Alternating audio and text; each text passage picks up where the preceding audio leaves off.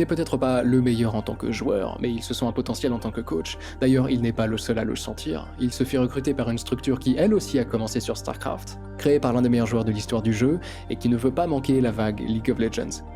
Voilà l'arrivée de SK Telecom T1, qu'on appellera à partir de maintenant simplement T1. T1, ils ont de vraies ambitions sur LoL, et ils considèrent que Little Boy est nécessaire à l'accomplissement de ces dernières.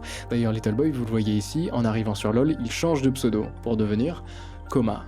Ce qui parle peut-être nettement plus à certains d'entre vous, et pour ceux qui ne le connaissent pas, et parce que j'ai passé un peu trop de temps à vous raconter ses déboires professionnels, je me dois de redresser la balance. Ce type en 2012, il ne le sait pas encore, et il s'apprête à devenir le plus grand coach de l'histoire de League of Legends. Ok, donc fin 2012, T1 va jouer en Corée du Sud, et le circuit officiel coréen, les Champions, autorise à ce moment-là les structures à avoir 2 rosters, des équipes sœurs.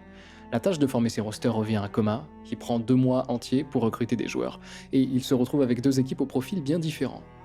La première, c'est SKT T1 1. Elle est composée de joueurs dont on connaît le niveau et dont on attend qu'elles se battent immédiatement pour la première place en première division coréenne.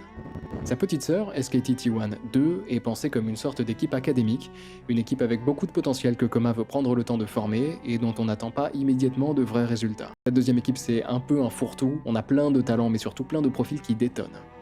On a Impact, qui vient de changer de rôle sur le terrain, Bengi, tout nouveau, qui n'a goûté qu'à la division 2 coréenne, Pumandu, qui revient tout juste de son service militaire, Piglet, une tête forte qui devait un temps jouer en cachette dans les PC Bang parce que ses parents refusaient de le laisser faire.